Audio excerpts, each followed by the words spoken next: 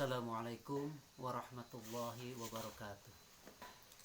Alhamdulillahilladzi arsala rasulahu bil huda wa dinil haq liyudhhirahu 'ala dini kullihi wa kafa billahi syahida. Asyhadu an la ilaha illallah wahdahu la syarikalah wa asyhadu anna Muhammadan 'abduhu wa rasuluhu alladzi la nabiyya ba'dah. Allahumma shalli wa sallim ala sayyidina Muhammad wa ala alihi wa sahbihi ajma'in, amma ba'du. Qala Allah Ta'ala fil Qur'anil Karim, a'udzu billahi minasyaitonir rajim. Bismillahirrahmanirrahim. Dzalikal kitabu la raiba fihi hudan lil muttaqin, al-ayah. Hadirin yang dimuliakan oleh Allah, pertama-tama dan paling utama, marilah kita panjatkan puji dan syukur kehadirat Allah karena atas berkat rahmat, taufik dan hidayahnya lah pada hari ini kita masih bisa melaksanakan ibadah saum di bulan Ramadan, di mana ibadah saum bulan ini merupakan ibadah saum yang sangat luar biasa. Kenapa saya katakan demikian? Karena kita beribadah saum di tengah wabah yang melanda dunia, khususnya di Indonesia. Kita dihadapkan kepada persoalan ibadah, seperti kita tidak bisa lagi sholat Jumat berjamaah. Kemudian kita tidak lagi bisa melaksanakan sholat tarawih secara berjamaah di masjid. Bahkan ada kemungkinan kalau wabah ini terus berlanjut, kita tidak akan bisa bersilaturahmi ke keluarga kita di kampung ataupun mudik. Itu merupakan hal yang luar biasa dan itu sangat menyedihkan bagi kita. Tetapi sebagai muslim, kita harus menyikapinya dengan penuh keimanan dan penuh kesabaran. Dalam Al-Quran Allah mengatakan, a'udzubillahi minasyaitonirrajim, bismillahirrahmanirrahim, wasta'inu bis-sabri was-salat fa innaha lakabiratun illa 'alal khashiyin. Jelas dalam surat itu Allah mengatakan bahwa hendaklah kita bersabar karena keduanya itu berat bagi kita.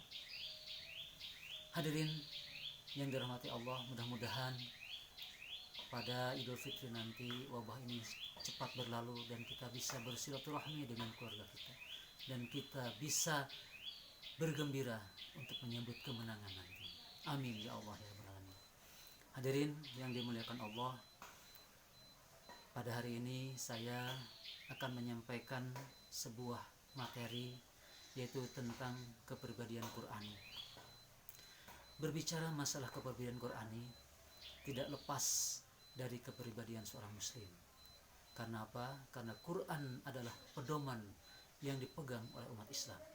Seperti yang tadi saya sampaikan di depan dalam pembukaan dalam surat Al-Baqarah yang sangat familiar sekali. Dzalikal kitabu la raiba fihi hudan lil muttaqin. Bahwa Al-Quran ini adalah sebagai petunjuk bagi orang-orang yang bertakwa. Yang bertakwa ini adalah orang-orang yang mukmin, yang takut hanya kepada Allah. Hadirin yang dirahmati Allah, bagaimana kita mensikapi fenomena seperti ini? Rasulullah dalam sebuah hadis pernah menyampaikan, ajaban li amril mu'minin, sungguh menakjubkan perkara yang dihadapi oleh umat Islam. In asobathu syarron, apabila mereka ditimpa kebahagiaan, syukran maka dia bersyukur. Fakana khairullah, sebab itu adalah yang terbaik bagi dia. Wa in asobathu darron, apabila mereka ditimpa kesusahan ataupun kemadaratan, sabran maka mereka bersyukur. Rasulullah mengatakan seperti itu, bahwa mukmin yang luar biasa hebat itu adalah mukmin yang sabar. Mudah-mudahan kita senantiasa diberi kesabaran oleh Allah untuk menghadapi wabah ini. Hadirin yang dirahmati Allah, hari ini saya akan menyampaikan sebuah materi tentang kepribadian seorang muslim ataupun kepribadian Quran, di mana seseorang disebut sebagai orang yang memiliki kepribadian muslim ataupun kepribadian Quran. Yang pertama syaratnya yaitu taslim. Taslim itu artinya bahwa setiap muslim siap diatur oleh aturan Allah. Kita mungkin pada saat ini menghadapi fenomena bahwa Kadang-kadang muslim itu tidak mau diatur oleh Allah, terutama masalah urusan dunia. Kita sudah tidak lagi bisa memilah-milah mana yang halal, mana yang haram. Padahal Allah sudah jelas bahwa yang hak itu hak, yang batil itu batil, yang baik itu baik, yang tidak baik itu baik. Allah sudah memberikan Al-Quran sebagai petunjuk bagi kita. Tetapi kita kadang-kadang tidak siap untuk diatur oleh Allah, karena dianggap bahwa hal itu akan menghalangi kita untuk menggapai dunia. Hadirin, dalam sebuah hadis Rasulullah pernah mengatakan, ini sebagai acuan bagi kita bahwa kita hidup harus siap untuk diatur oleh Allah. Rasulullah mengatakan, man qala raditu billahi robba wa bil islami dina wa bi muhammadin nabiyya wa rasulah wajaba yadkhuluna jannah. Barang siapa yang mengatakan bahwa aku ridho diatur oleh Allah, aku ridho Tuhan sebagai Tuhanku, Allah sebagai Tuhanku, dan Islam sebagai agamaku, Muhammad sebagai nabiku, maka kata Nabi wajib dia untuk masuk surga. Itulah sebenarnya tujuan akhir kita. Dunia ini hanya sementara. Esok lusa kita mungkin akan dipanggil oleh Allah. Apa yang sudah kita persiapkan untuk menghadapi hal tersebut? Kemudian yang kedua, seorang muslim yang berperbadian Quran itu adalah dalam setiap beribadah dia selalu menghadapkan ridho Allah. Artinya ikhlas. Dia selalu diawasi oleh Allah, sebagaimana dalam surat Al-Fajr, inna rabbaka labil mirsad. Sesungguhnya Allah itu mengawasi semua gerak-gerik kita. Seorang muslim yang ingin mengharapkan ridho Allah itu akan selalu menganggap ataupun selalu punya keyakinan bahwa dirinya selalu diawasi oleh Allah. Kemudian apakah indikator kita bahwa amal kita diridhoi oleh Allah? Itu ada juga dalam surat Al-Fajr ayat terakhir. Allah menegaskan, ya ayyuhan nafsul mutmainnah, wahai jiwa yang tenang, irji'i ila rabbiki radiyatan mardiyah, kembalilah kepada Tuhanmu dengan penuh keridhaan. Jadi artinya bahwa orang yang mendapat ridho Allah adalah orang yang hatinya tenang. Hatinya tenang, selalu berzikir kepada Allah. Pada hari itu kita sudah tahu bahwa tidak ada lagi yang dapat menolong kita selain pada pertolongan Allah. Oleh karena itu, marilah kita menjadikan hati tenang, yaitu dengan apa? Dengan selalu zikir kepada Allah. Kita selalu siap diatur oleh Allah, dan kita beribadah hanya menggapai ridho Allah. Artinya kita selalu ikhlas. Kemudian yang ketiga, yaitu orang yang berkepribadian Al-Quran, adalah orang yang selalu takut kepada Allah, atau khasyatullah, orang yang takut kepada Allah. Dalam sebuah ayat Al-Quran, Allah pernah mengatakan, innama yakhsyallahu ulama, sesungguhnya orang yang takut kepada Allah itu adalah ulama. Artinya apa? Ulama itu belum tentu orang yang pandai ilmunya ataupun yang tinggi ilmunya, tetapi ulama di sini adalah orang yang takut kepada Allah.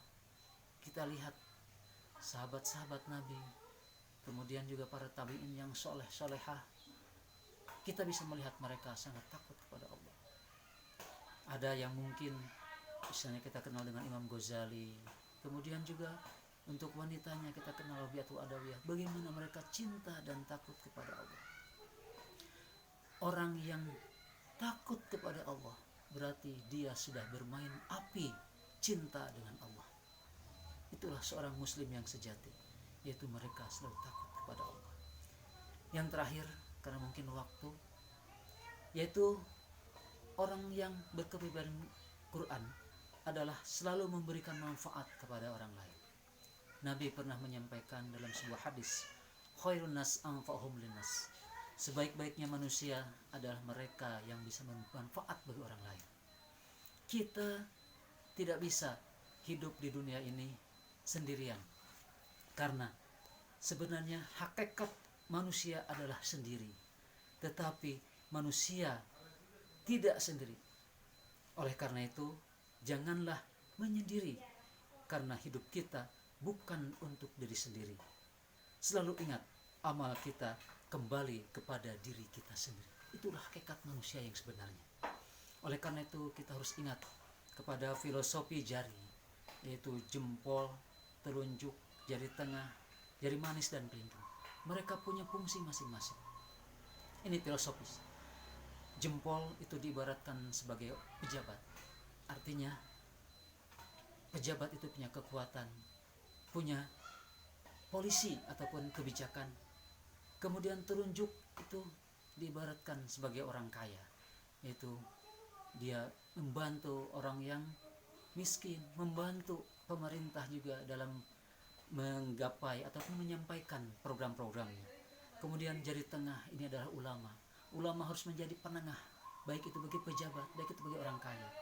Kemudian jari manis itu diibaratkan sebagai pemuda, sebagai harapan bangsa.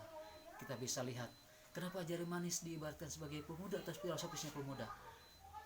Ketika kita misalnya menikah ataupun kebiasaan dalam kehidupan kita, kita selalu menyematkan cincin itu di jari manis, bukan di jari telunjuk ataupun bahkan mungkin di jari jempol. Karena pemuda itu harapan bangsa, mereka adalah orang-orang yang manis yang menjadi harapan nanti bangsa ini ke depan. Kemudian yang kelima adalah kelingking. Kelingking ini diibaratkan perempuan. Kalau semuanya berfungsi dengan baik dan sesuai dengan proporsinya, maka dunia ini akan aman. Kita lihat kalau misalnya ketika kita kecil, ketika kita main jari misalnya, ya, kita bisa melihat bahwa kelingking ini walaupun kecil tapi berkuasa. Jempol itu bisa kalah oleh kelingking, tetapi kelingking bisa dikalahkan oleh telunjuk. Artinya apa? Pejabat itu harus berhati-hati. Kadang-kadang pejabat terjerumus oleh wanita. Kemudian wanita pun itu kalah oleh telunjuk ataupun oleh orang kaya. Karena kelemahan wanita itu ada pada matanya dan kelemahan laki-laki ada pada telinganya. Demikianlah mungkin pemaparan kultum secara singkat ini karena mungkin waktu terbatas, dan juga hari ini mungkin sebentar lagi kita akan berbuka puasa. Mudah-mudahan apa yang bisa saya sampaikan hari ini bermanfaat bagi kita semua, walaupun dalam keadaan yang sangat menyedihkan melihat kondisi keadaan kita pada masa-masa sekarang ini. Mudah-mudahan kita berdoa kepada Allah agar wabah taun ini segera berakhir dan kita bisa menikmati indahnya beridul fitri bersama keluarga di kampung kita. Kita bisa mudik, kita bisa beristirahatulrahmi dengan keluarga kita. Kita bisa sungkem kepada orang tua kita. Mudah-mudahan Allah senantiasa memberikan perlindungan kepada kita semua. Akhirul kalam, saya ucapkan terima kasih atas perhatiannya. Wabillahi taufiq wal hidayah. Assalamualaikum warahmatullahi wabarakatuh.